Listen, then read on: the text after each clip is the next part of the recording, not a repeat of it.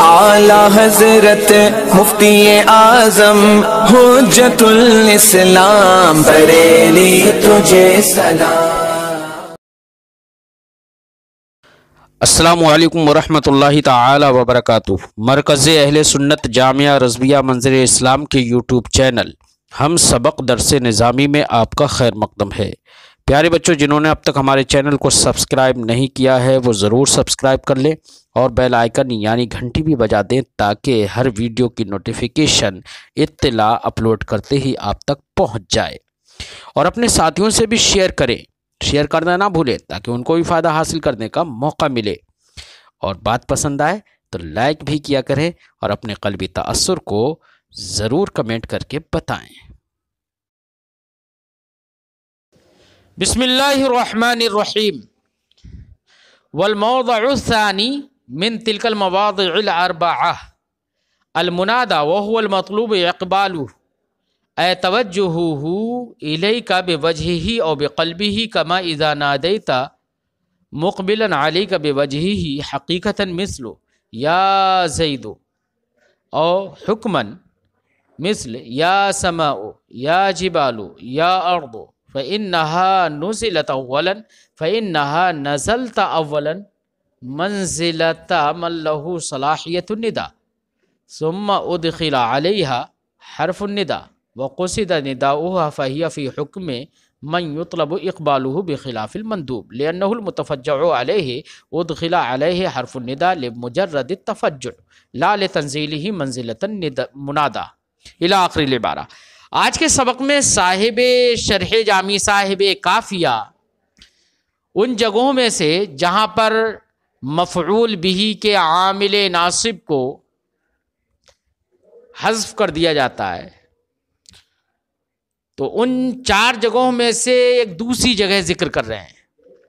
دوسری جگہ ہے منادا۔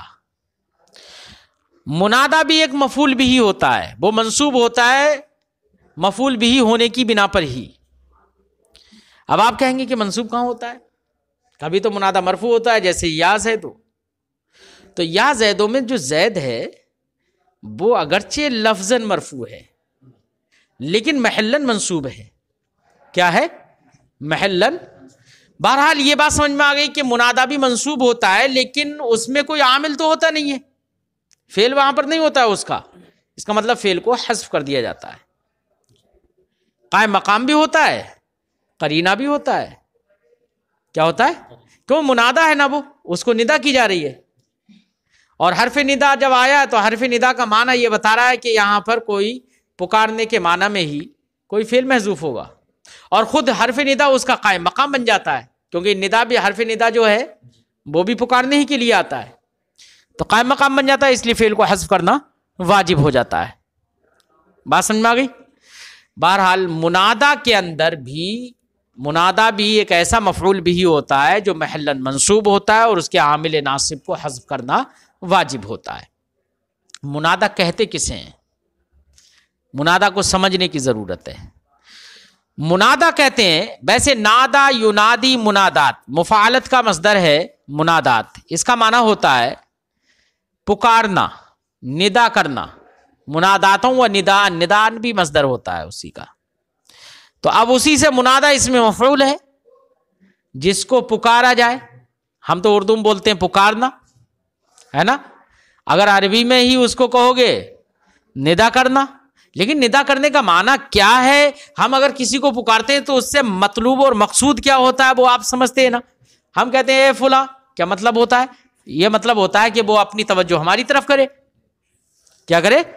اپنی توجہ، اور توجہ کا مطلب ہوتا ہے، توجہ یہ وجہن سے بنا ہے، وجہ کا معنی ہوتا ہے چہرہ، یعنی وہ اپنا چہرہ ہماری طرف کرے، اگرچہ معنی یہ بھی مقصود ہوتا ہے کہ وہ ہماری طرف دھیان دے۔ سمجھے نہیں؟ تو اب منادا کسے کہیں گے؟ منادا اس کو کہیں گے، یا منادا وہ لفظ یا وہ اسم ہے جسے اسم کے مسمى کی توجہ اپنی طرف مبذول کرانا مقصود ہو۔ سمجھے نہیں؟ جیسے ہم نے کہا یا زیدو، اے زید، تو یہاں پر یا زیدو میں جو لفظ زید ہے یہ ایسا اسم ہے کہ اس زید کے مسمى کی توجہ اپنی طرف مبذول کرانا مقصود ہوتا ہے. تو یہاں پر در حقیقت تو ندا اس زید جو اسم ہے اس کے مسمى کو ہوتی ہے، لیکن چونکہ نحویین لفظ سے بحث کرتے ہیں، یہ تو ترکیب دیکھیں گے، ہے نا، یہ تو اعراب و بنا دیکھیں گے، اور اعراب و بنا مسمى پر تھوڑی جاری ہوتا ہے، یہ تو اسم پر جاری ہوگا. اس لیے یہ اسی اسم پر جو مسمى جو کہ منادہ ہے، اسی مسمى پر دلالت کرنے والے اسم ہی کو یہ کیا کہیں گے؟ منادہ کہیں گے. سمجھے نہیں؟ تو منادہ کی تعریف کیا ہوئی؟ منادہ وہ ہے جس کے، منادہ وہ لفظ ہے جس کے یا وہ اسم ہے جس کا مسمى کی توجہ اپنی طرف کرانا مقصود ہو. سمجھے نہیں؟ توجہ اپنی طرف مبذول کرانا مقصود ہو وہ ہے منادہ. اور میں نے بتایا توجہ تبھی ہوگی جبکہ چہرہ اپنی طرف کرے گا، اور چہرہ وہی کر سکتا ہے جس کا چہرہ ہوگا بھی. چہرہ وہی تو کر سکتا ہے نا جس کا چہرہ ہو بھی. تمہارا چہرہ ہے، تمہارا وجہ ہے، ہم نے کیا کہا ہے فلاں، تو تم اپنا چہرہ ہماری طرف کر لو گے. اور جس کا چہرہ ہی نہ ہو تو اس کو کیسے ہے اس کی توجہ؟ حالانکہ قرآن پاک میں ہے یا ارض ابلعی، تو یہاں پر ارض کو، زمین کو ندا کی گئی ہے. یا سماء، آسمان کو ندا کی جا رہی ہے. ان کا تو چہرے نہیں ہے. تو جس کی توجہ اپنی طرف کرانا مقصود ہو اس کے وجہ کے ساتھ، اب وہ وجہ چاہے حقیقتاً ہو یا حکماً ہو. حقیقتاً ہو جیسے کہ صاحب وجہ ہی کو آپ نے ندا کر دی. حکماً ہو، حکماً ہونے کا مطلب یہ ہے کہ حقیقتاً وہاں پر چہرہ تو نہیں ہے، وجہ تو نہیں ہے، لیکن اس کو صاحب وجہ کے درجے میں اولاً آپ اتار لیں. کس کے؟ اب صاحب وجہ کے درجے میں اتارنے کا مطلب، مقصد وجہ اور مناسبت یہ ہوگی کہ جیسے کہ صاحب وجہ ہمارا حکم سن لیتا ہے، ہم اس سے جو کہتے ہیں وہ مان لیتا ہے، ویسے ہی اگر غیر صاحب وجہ اگر ہے اس کو بھی اگر ہم حکم دے رہے ہیں تو وہ بھی مان لے رہا ہے، اطاعت و فرما برداری وہ بھی کر رہا ہے. تو گویا کہ ایسے ہی ہے جیسے کہ صاحب وجہ ہو، ہے نا. اس لیے صاحب وجہ کے حکم میں اسے اتار لیتے ہیں اور اس کو ندا کر دیتے ہیں. تو اگرچہ حقیقتاً اس کے لیے وجہ نہیں ہے لیکن حکماً تو وجہ ہو گیا ہے، کیونکہ اس نے بات کو مان لیا، سمجھ لیا، جیسے کہ صاحب وجہ بات مانتا ہے، سمجھتا ہے. اسی لیے اللہ رب العزت نے زمین کو حکم دیا یا ارض ابلعی، اور وہ اس نے پانی کو سب نگل بھی گئی ہے. آسمان کو ندا فرمائی یا سماء، یا سماء اقلعی، کیا ہے؟ یا سماء بہرحال کہا تو یہاں پر آسمان کو حکم دیا، وہ اس نے اپنے پانی کو روک لیا، بارش نہیں ہوئی. بات سمجھائی نہیں آئی؟ تو یہاں پر حقیقتاً وجہ تو نہیں ہے لیکن حکمن ہے، اور حکمن کا مطلب سمجھ میں آ گیا نا. تو منادہ کی تعریف کیا ہوئی؟ منادہ وہ اسم ہے جس کے مسمى کی توجہ اپنی طرف کرانا مقصود ہو حرف ندا کے ذریعے سے. کس کے ذریعے سے؟ جو حرف ندا ادعو کا قائم مقام ہوتا ہے. ٹھیک ہے، یہ پوری تعریف ہو گئی منادہ کی. ندا کسے کہیں گے؟ پکارنے کو. حرف ندا کے ذریعے سے توجہ مبذول کرانے کو ندا کہیں گے. اور منادی کسے کہیں گے؟ حرف ندا کے ذریعے سے جو پکار رہا ہو اسے منادی کہیں گے. تو ایک ہے منادی، ایک ہے ندا، ایک ہے منادا. دونوں کی، تینوں کی تعریفوں میں فرق رہے گا، ذہن میں رہی. فرماتے ہیں والموضع الثانی، دوسری جگہ، انہی جگہ، چار جگہوں میں سے دوسری جگہ یہ ہے المنادہ ہے، منادہ ہے. وہو المطلوب اقبال، منادہ وہ ہے جس کی توجہ مقصود ہو، توجہ اپنی طرف، الیکا تمہاری طرف، جس کی توجہ کا مطلوب ہو، بے وجہ ہی، اس کے چہرے کے ذریعے سے، اور بے قلب ہی، چہرے اس کے ذریعے سے. کوئی ہماری طرف چہرہ ہی کیے ہوئے نہیں ہے، ہم نے اس سے کہا اے فلاں ادھر، تو وہ ہماری طرف دیکھنے لگتا ہے. اور پہلے ہی سے وہ چہرہ کیے ہوئے ہو ہماری طرف ہے، تب بھی ہم ندا کرتے ہیں فلاں دھیان سے سنو کہتے ہیں نا. مقصد کیا ہوتا ہے؟ توجہ یہاں پر بالوجہ نہیں ہے، یہاں پر توجہ بالقلب کرانا مقصود ہے کہ تم دھیان نہیں دے رہے ہو، ادھر ادھر گھوم رہے ہو، درسگاہ میں بیٹھے سامنے ہو، چہرہ ہماری طرف ہے لیکن دل اور دماغ کہیں دوسری جگہ ہے. تو یہاں پر توجہ بالقلب کرانا مقصود ہے. سمجھیں؟ بے وجہ بالوجہ توجہ کرانا مقصود ہو یا بے قلبی ہی یا اس کے قلب سے. کما اذا نادیت مقبلا علیک، جیسے کہ آپ ندا کریں اسی شخص کو جو اپنے آپ ہی کی طرف وجہ کیے ہوئے ہو، چہرہ کرتے ہوئے آ رہا ہو، جو آپ ہی کی طرف آ رہا ہو، اسی کو ندا کریں. تو وہ بالوجہ تو پہلے ہی سے ہے، لیکن اس کو ندا کرنے کا مقصد کیا ہے؟ اس کی توجہ مبذول کرانا اپنی طرف مقصود ہے بالقلب، ہے نا. حقیقتاً ہو جیسے یا زید، تو یہاں پر حقیقتاً وجہ اور قلب ہے اس کے لیے، ہے نا. یا حکمن ہو، یہ یا زیدو ہے، یا زیدن نہیں ہے، یہ اس کتاب میں زیدن لکھا ہوا ہے، یا زیدو ہے. اور حکمن یا حکمن ہو جیسے یا سماؤ یا جبالو یا اردو ہے، یہاں پر حکمن ہے. فإنها نزلت، کیونکہ یہاں پر سما اور جبال اور ارض کو اتار لیا گیا ہے اولن منزلت من، اس کے درجے میں من لہو صلاحیت الندا، جس کے لیے صلاحیت ندا ہوتی ہے. وجہ مناسبت میں نے بتا دی تھی، ہے نا. ثم ادخل علیہ حرف الندا، پھر ان پر حرف ندا کو داخل کر دیا گیا. وقصد نداؤہا، اور ان کے ندا کا قصد کر لیا گیا. فہی فی حکم من یطلب اقبالو، تو یہ ارض سما جبال یہ بھی سب کے سب اسی کے حکم میں ہو گئے جو جس کا اقبال اور جس کی توجہ مطلوب ہوتی ہے، برخلاف مندوب کے. دیکھو صاحب شرح جامی نے مندوب کا الگ استثناء کر دیا. کہہ رہے ہیں کہ اس کا مطلب مندوب صاحب کافیہ کا مذہب بیان کر رہے ہیں، چونکہ صاحب شرح جامی، اس کا مطلب مندوب جو ہے وہ صاحب کافیہ کے نزدیک منادا میں داخل نہیں ہے. کس میں نہیں ہے داخل؟ منادا میں داخل نہیں ہے. کیوں؟ اس لیے کہ منادا کی آپ نے تعریف سمجھ لی. کسے کہتے ہیں منادا؟ منادا وہ اسم ہے جس کی توجہ اپنی طرف کرانا مقصود ہو، توجہ اپنی طرف کرانا مقصود ہو، یہ ذہن میں رکھنا. اور مندوب اسے کہتے ہیں کہ جس پر تفجع کا اظہار کیا جائے حرف ندا کے ذریعے سے. تو توجہ مقصود کر مطلوب نہیں ہوتی ہے، وہاں پر تفجع مقصود ہوتا ہے، درد مندی کا اظہار کردہ مقصود ہوتا ہے.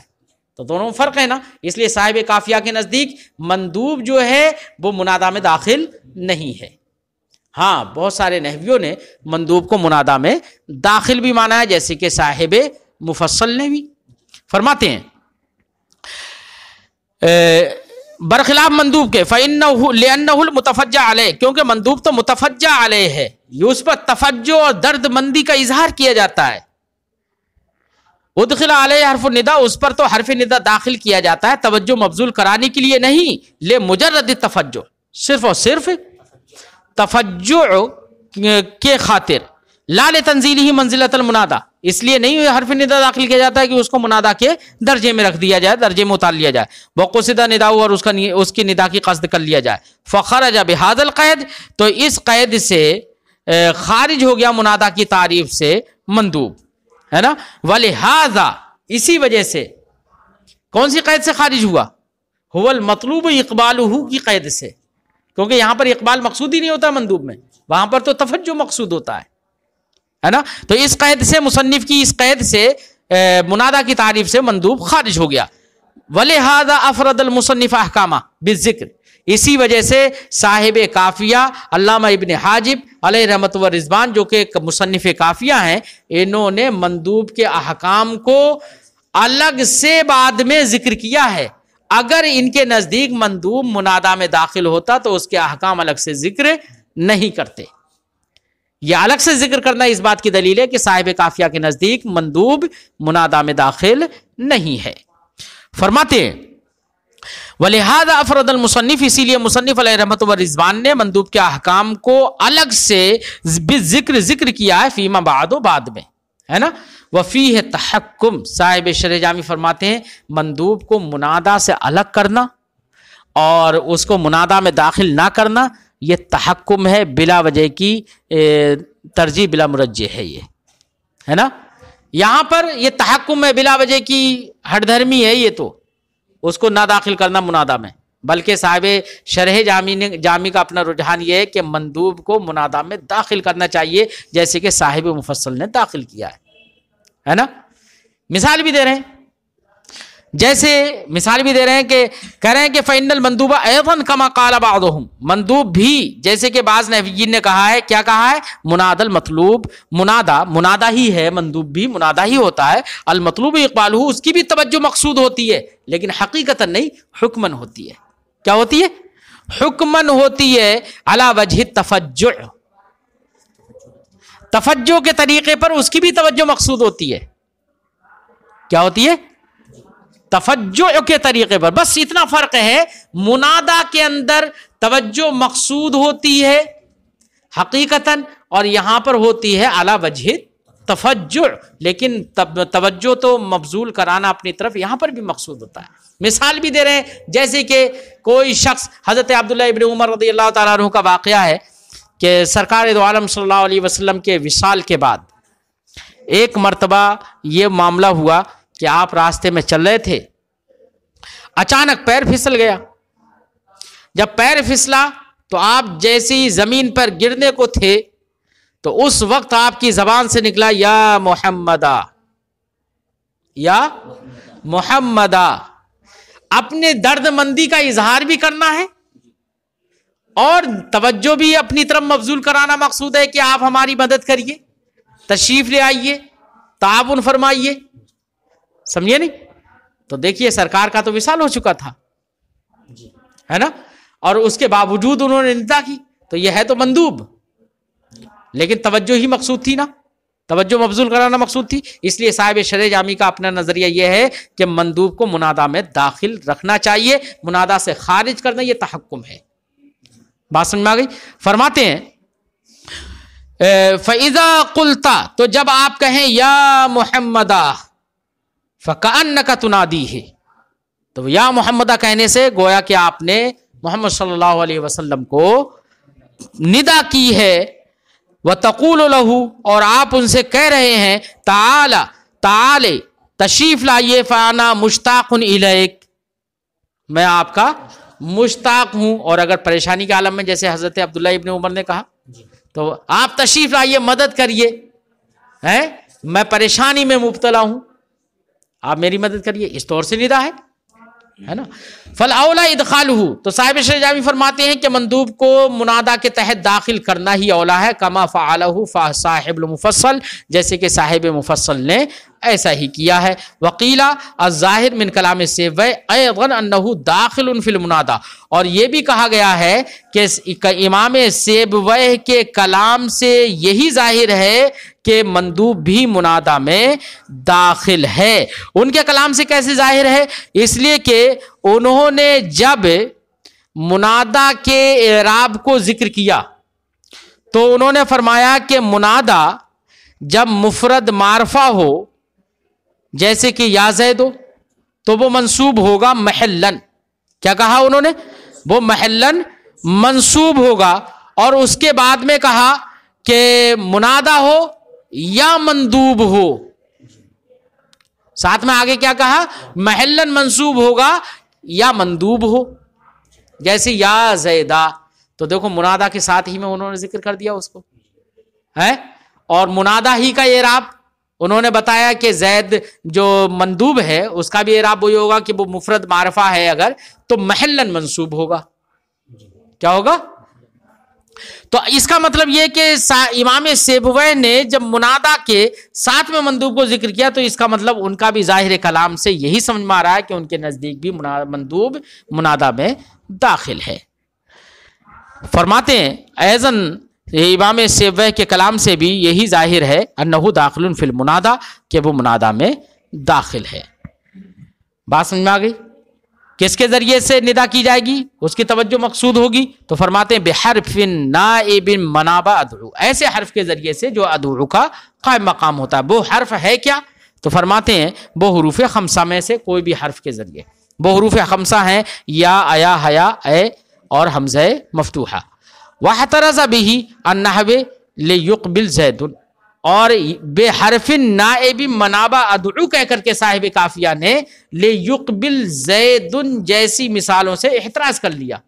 گویا کہ صاحب شرح جامی ایک اعتراض کا جواب دینا ہے۔ کوئی کہے کہ جناب آپ کہہ رہے ہیں کہ جس کی توجہ مقصود ہو، جس کی توجہ اپنی طرف مبذول کرانا مقصود ہو، وہ منادہ ہے، لہذا کسی شخص نے کہا لیقبل زید، چاہیے کہ زید آئے، اس کا مطلب زید کی توجہ اپنی طرف مبذول کرانا مقصود ہو گیا اس سے، تو یہ بھی منادہ ہونا چاہیے آپ کی تعریف کے مطابق، حالانکہ یہ منادہ نہیں ہے۔ تو صاحب شرح جامی نے فرمایا کہ بحرف نائب منابع ادعو جو کہا ہے، اس قید سے یہ خارج ہو جائے گا، اس سے اعتراض اب نہیں پڑے گا۔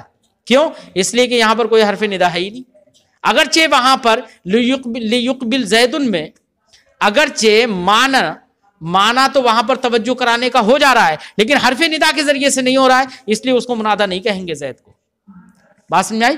بلکہ وہاں پر تو صیغہ امر ہے لیقبل، اس کی بنا پر طلب سمجھ میں آ رہی ہے، صیغہ امر کی بنا پر طلب سمجھ میں آ رہی ہے، نہ کہ حرف ندا کے ذریعے سے۔ وجہ سمجھ میں آ گئی؟